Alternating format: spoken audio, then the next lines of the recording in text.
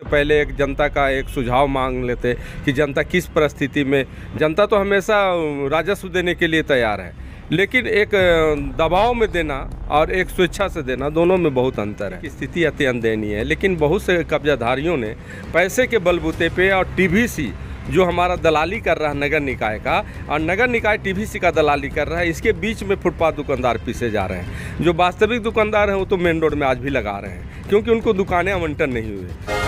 आप देख रहे हैं द जनता स्टॉपेज। राज्य सरकार द्वारा होल्डिंग टैक्स में वृद्धि को लेकर लगातार शहर में अब पॉलिटिकल पार्टी विरोध कर रहे हैं। पॉलिटिकल पार्टियों के साथ साथ कई सामाजिक संगठन के कार्यकर्ता भी अब सड़क पर उतर चुके हैं। हमारे साथ कौशल किशोर जी हैं, जो कि नगर निगम में कई सालों से एडवाइज़र के तौर पे कार्य कर रहे हैं। कहीं ना कहीं एडवाइज़र है और कहीं ना कहीं उनके कार्यशैली को लगातार उजागर करते रहते हैं। यह जो है सामाजिक कार्यकर्ता है और पेशे से अधिवक्ता भी है। क्या लगता है सर, जिस तरह से होल्डिंग टैक्स की वृद्धि की गई है राज्य सरकार द्वारा, विरोध बीजेपी भी कर रही है, मेयर भी विरोध कर रहे हैं, क्या लगता है कि यह होल्डिंग टैक्स का जो वृद्धि है कितना हर्जाना और कितना मुश्किल होगा जो शहर में रहने वाले लोगों के लिए? शहर में सर्वप्रथम जो भी रह रहे हैं उनकी आर्थिक स्थिति तो अत्यंत दयनीय हो गई है, क्योंकि दो बार जो है मेरा कोरोना जो है बहुत तरह का प्रॉब्लम में डाल दिया, आर्थिक और सामाजिक। अभी जो हमारी वृद्धि होल्डिंग टैक्स का हुआ, इसके पूर्व में बीजेपी की सरकार थी, उन्होंने भी मनमाना टैक्स की वृद्धि की। अभी हेमंत जी की सरकार है, गठबंधन की सरकार है। कम से कम इन लोगों को सोचना चाहिए था कि जनता के बीच में हमें जाना है और जनता की भलाई के लिए जन कल्याण कार्य करना है। तभी होल्डिंग टैक्स की बढ़ोतरी नहीं करनी चाहिए थी, क्योंकि अभी बहुत ज़्यादा आर्थिक बोझ जनता पे पड़ चुकी है। और इस परिस्थिति में रांची नगर निकाय को चाहिए था कि उनकी होल्डिंग टैक्स से पहले एक जनता का एक सुझाव मांग लेते कि जनता किस परिस्थिति में, जनता तो हमेशा राजस्व देने के लिए तैयार है, लेकिन एक दबाव में देना और एक स्वेच्छा से देना, दोनों में बहुत अंतर है। इसीलिए अभी मेरे विचार से बढ़ोतरी नहीं की जाती। बता दें कि हेमंत सोरेन की सरकार जब विपक्ष में थी तब उन्होंने ही जो बढ़ती होल्डिंग टैक्स का विरोध किया था, लेकिन अब जो है हेमंत सोरेन सरकार द्वारा ही 25% लगभग होल्डिंग टैक्स बढ़ाई जा रही है। अब बीजेपी जो है विरोध कर रही है, हालांकि यह जो है विरोध चलता रहता है। क्या लग रहा है कि शहर की सफाई 2 साल बाद अब लगभग चुनाव होने हैं नगर निकाय का, जो शहर की सफाई है, व्यवस्था है, क्या लगता है कि कुछ बदलाव हुआ है? क्योंकि सरकार हर बार बदल रही है, लेकिन व्यवस्थाएँ जस के तस बनी हुई हैं। शहर की सफाई का सर्वप्रथम मेरा अपना सामाजिक सुझाव है कि एक कैडर होना चाहिए था नगर निकाय का, जो शहर को सफाई की व्यवस्था के लिए और मॉनिटरिंग करने के लिए उनको ये प्राइवेट एजेंसियां के माध्यम से जो शहर की सफाई होती है वो सिर्फ अपने कमीशन के चलते दोनों सरकारों ने ऐसा किया है। इसलिए जनता से एक सामाजिक अंकेक्षण भी होना चाहिए था, उनका ऑडिट होना चाहिए था कि जो शहर की सफाई के लिए एजेंसी का चयन किया जा रहा है वो कितने कारगर हैं। वो सिर्फ आर्थिक दोहन और शोषण के लिए ऐसे एजेंसियों का चयन किया जाता है। और शहर की सफाई यथावत, जब बरसात आता है तो नली को तोड़ना और सफाई, कुछ मामले आ जाते हैं जो फॉगिंग मशीनें हैं तो ब्यूरोक्रेट्स और बड़े बड़े लोगों के यहाँ जाता है। गरीब तबके के जो नरकीय जीवन है उनके यहाँ फॉगिंग मशीन भी नहीं जाती है। आप मीडिया के माध्यम से भी देखेंगे कि फॉगिंग मशीन सिर्फ उन लोगों के लिए, टैक्स जो दे रहे हैं उनको भी प्राप्त नहीं होता है और जो नरकीय जीवन उनको भी नहीं। लेकिन ब्यूरोक्रेट्स और यहाँ के जो गठबंधन लोगों का है कि अपना लाभ लेने वाला, वो स्थिति में रांची जो है हमारा स्वच्छ था वो बड़ा नारकीय स्थिति में हो गया। नाली जहाँ तहाँ तोड़ दिया गया। आप देखेंगे कि बच्चियाँ गिर गई थी। ये बहुत रांची के लिए दुर्भाग्य रहा। 25 साल से हम देख रहे हैं ये। अच्छा, प्री मानसून आ चुका है, अब कुछ दिन के बाद मानसून आएगा। हर बार जो है नाली में कोई ना कोई बह जाता था। क्या लगता है कि इस बार नगर निगम की तैयारी है कि इस बार फिर कई लोग बह जाएंगे ही, क्योंकि न पार्षद को ध्यान है, न मेयर को ध्यान है, न डिप्टी मेयर को ध्यान है, न नगर आयुक्त को। यहाँ की जो सरकारें चला रहे हैं उनको भी ध्यान नहीं है कि जो आप नाली बनाए हैं वो नहर बना दिए हैं और नहर को सलेब को ढके नहीं है। वो बच्ची का क्या गुनाह था जो आपके 25 साल विधायक थे, आप नगर विकास मंत्री बने थे, और आपके रीजन में एक बच्ची बह जाता है, एक आम आदमी बह जाता है। ये बड़ा दुर्भाग्य की बात है। उन पे तो हम आपराधिक मुकदमा दर्ज होना चाहिए था। माननीय उच्च न्यायालय को भी संज्ञान लेना चाहिए था ऐसे मामले के लिए, जनहित मामले के लिए। अभी नगर निकाय जो है सो जब बरसात शुरू होगी उसके बाद वो मतलब अपने कार्य को तैयारी करेंगे। इसलिए ये जो लड़ाई झगड़ा है सिर्फ कमीशन का लड़ाई झगड़ा है, जनता की भलाई के लिए नहीं है। और जनता भी सोई हुई है, इतनी आर्थिक बोझ है कि वो जनता अब आंदोलन के लिए भी तैयार नहीं है, जो मैं देख रहा हूँ व्यक्तिगत अपने स्तर से। अच्छा, मेयर का लगभग अब तो 8 साल होने को है, लगभग डिप्टी मेयर का लगभग जो टर्म है वो लगभग 10 साल के हो लगभग चला जा चुका है। अब पार्षदों का जो टर्म है वो भी लगभग 3 साल आसपास हो चुका है, और कई ऐसे पार्षद जो 2-3 बार टर्म जीत के आ चुके हैं। क्या है, लगता है इनका कार्यशैली कहीं ना कहीं ख़राब है, जिसके कारण जो है वार्ड हो या फिर शहर स्वच्छ नहीं हो पा रहा है? जी, ये तो सच्चाई है। सभी पार्षद वहाँ गुटबाजी बहुत ज़्यादा है, पार्टी पहुआ से जुड़े हुए लोग हैं, इसलिए यहाँ पे जो है ना पार्टी पहुआ के लोग ही अपने अपने एजेंडा पे काम कर रहे हैं। वो मतलब जनता के लिए कि कहीं भी उनकी मानसिकता नहीं है।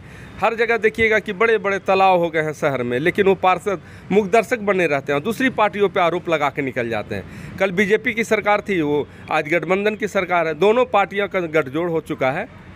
शहर का कोई विकास से संबंधित कोई मामला नहीं, जनता के बीच का कोई मामला नहीं आ पा रहा है। और नगर निकाय तो पूरी तरह से वहाँ के एक एक कर्मचारी, एक एक पदाधिकारी किसी का सुनते ही नहीं है, किसी का भी। आए दिन आप देख लीजिए सफाई के नाम से। अच्छा, फाइल पहुंचाने के लिए कहते हैं लोग, जो है शहर में जो है हवा है कि जितना भी टेबल है सारे टेबल में पैसा जब तक ना मिले तब तक वो टेबल से फाइल पार नहीं होता है। क्या यह बात सही है? क्योंकि आप जो है नगर निगम काफ़ी करीब से देखते हैं। मैं करीब से देख रहा हूँ नगर निकाय को।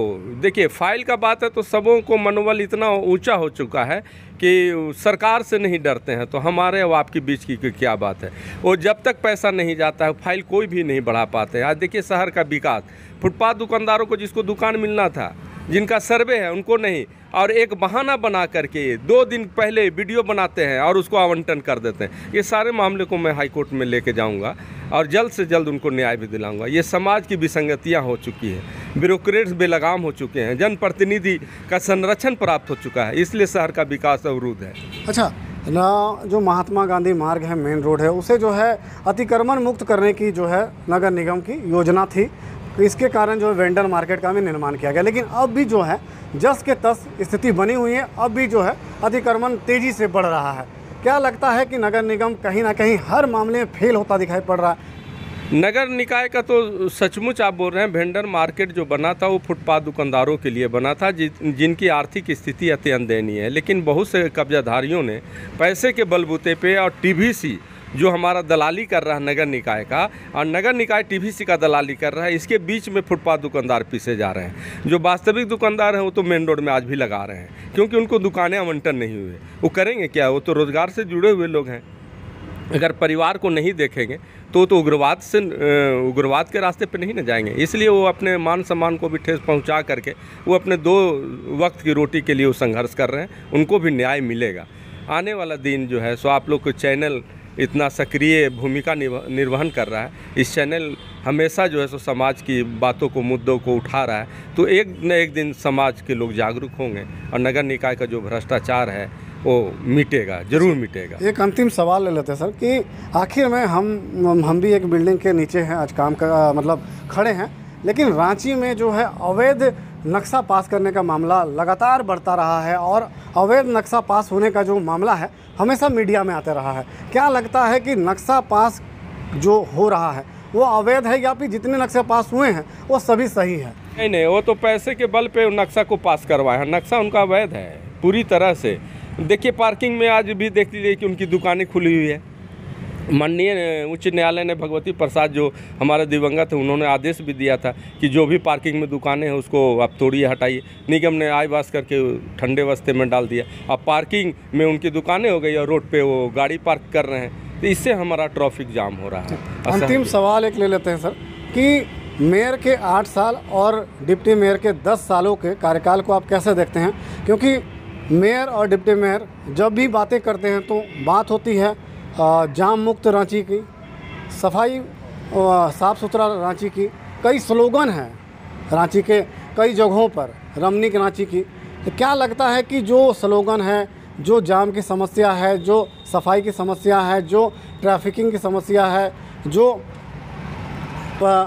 परिवहन की समस्या है, क्योंकि कई बस चलाने की बात हुई थी, लेकिन अब तक जो है क्या महिलाएं जो है जो बस चलती है उसमें महिलाएं कोच कोच के भरी हुई जाती है, खड़े खड़े जाती हैं बहू बेटियां। क्या लग रहा है कि अब तक जो सपना और जो मैनिफेस्टो था वो पूरा होता दिखाई पड़ रहा है? देखिए, शहर का यातायात व्यवस्था के लिए जो हमारा गाड़ी था, भारत सरकार के द्वारा जो उसके राशि दिए गए थे उस पर परचेजिंग हुआ, लेकिन उसके व्यवस्था नहीं किया गया। न उनके लिए ड्राइवर भी जो हैं सो काउंसलिंग करके नहीं आए, न खलासी उनके काउंसलिंग, इसलिए महिलाएं जो है सो उसमें ज़बरदस्ती जो है जगह नहीं मिलने के कारण आर्थिक उनका जो है सो एक बचत के माध्यम के चलते अपने मान सम्मान से समझौता कर रहे हैं। यहाँ पे मेयर महोदया का रोल होना चाहिए था कि नगर का पहला उनका स्थान था, इसलिए नगर में उनको यातायात से संबंधित समस्याओं को सुलझाना चाहिए था। और डिप्टी मेयर का भी रोल था, पार्षद का रोल था, लेकिन इनकी लड़ाई से रांची वासियों को ज़्यादा नुकसान हो रहा है। ट्रांसपोर्ट की समस्या दूर हुई है? नहीं, ट्रांसपोर्ट की समस्या यथावत है। कुछ खाली मेन रोड में ही चल रहे हैं, बाकी शहरों बाकी वार्डों में नहीं चल रहे हैं। न रांची से बूटी मोड़ है, रांची से मतलब रातू रोड है, रांची से आपका पिस्का मोड़ है। इस तरह के लोगों, इस तरह के एरिया में ट्रांसपोर्ट का बहुत दिक्कत है। ये कांटा टोली से बूटी मोड़ है, जो साइड एरिया ग्रामीण क्षेत्र जहाँ से कवर होते हैं वहाँ पे नहीं है। सिर्फ ये दिखाने के लिए मेन रोड में आप चला रहे हैं। सबसे अधिक जो है नगर निगम क्षेत्र में, जो रांची में बाहर से लोग आते हैं, ग्रामीण लोग आते हैं, उन्हें सबसे ज़्यादा जो है ट्रांसपोर्टेशन की ज़रूरत पड़ती है। क्या लगता है कि यह जो है योजना जो शहर में ही सिर्फ चल रही है, बसें, कुछ बसें, और जो है अधिकांश बसें जो है सड़ रही हैं, क्या लगता है कि कहीं ना कहीं उन बसों को जो बकरी बाज़ार में सड़ रही हैं तो उन्हें चलाकर जो है रांची वासियों को सुविधा दी जा सकती है? जी, एकदम रांची वासियों को सुविधा दी जा सकती है। और जो आर्थिक रूप से कमज़ोर वर्ग हैं, असंगठित वर्ग हैं, मजदूर वर्ग के जो हैं, महिलाएं जो रेजा कुली का काम करते हैं, दूर दूर से हमारे आते हैं, 53 वार्ड की तरफ से आते हैं, तो वहाँ पे व्यवस्था किया जा सकता था। ये सरकार की बसें नहीं है, हमारी बसें थी जो इसको सड़ाने का इन लोगों ने काम किया। 2-2 टर्म में ये हमारी नई नई गाड़ियाँ सड़ गई, सिर्फ चलाने के लिए कमीशन के चक्कर में ये बर्बाद हुआ। और वो गरीब पे आर्थिक बोझ पड़ा है यातायात के चलते। आज देख लिया जाए कि उनको सबसे ज़्यादा नुकसान हुआ है तो मजदूर वर्ग को नुकसान हुआ है, क्योंकि प्रतिदिन से और मांझी से, पिस्का से, रातू से, दूर दूर से लोग आते हैं, लोहरदगा से भी लोग आते हैं, ट्रेन से उतरे, लेकिन उनके पास कोई संसाधन नहीं है। तो इस कारण उनको बहुत ज़्यादा आर्थिक नुकसान हो रही है। मैं व्यक्तिगत देख रहा हूँ इस मामले को। यह थे हमारे साथ सामाजिक कार्यकर्ता कौशल किशोर नाम है इनका, और लगातार यह नगर निगम की कार्यशैली पर सवाल उठाते रहते हैं। बता दें कि जब कांटा टोली से बसें खुलती हैं और टेकरें खुलती हैं तो बसों के ऊपर जो है बड़ी संख्या में महिलाएं, पुरुष जो है ओवरलोड होकर अपने घरों की ओर जाते हैं। लेकिन कई बार ऐसा भी हुआ है कि बड़ा दुर्घटना घट चुका है, लेकिन अब भी लगभग 60 से अधिक बसें जो है रांची के बकरी बाज़ार में नगर निगम की सड़ रही है, और वह सारी बसें जो हैं खंडहर में तब्दील हो चुकी है। हालांकि इस मामले में अब तक कोई भी कहना नहीं चाह रहा है, ना ही कोई जांच हो रही है आखिर में इन बसों को सड़ाने का किसने ठेका लिया था और कौन इसका जिम्मेवार है। हालांकि हम उम्मीद करते हैं कि शहर की जो सफाई है वह मेयर और डिप्टी मेयर के साथ साथ जो पार्षद है वह अपनी नैतिकता को समझते हुए बेहतर करे, क्योंकि अब भी घरों से डोर टू डोर का जो सफाई अभियान होता था वह अभी विफल साबित हुआ है। हम उम्मीद करते हैं कि इस वीडियो के बाद नगर निगम की कार्यशैली में कुछ बदलाव आएगा, ताकि जो शहरवासी हैं उन्हें उनकी टैक्स के जो पैसे हैं उनका लाभ मिल सके।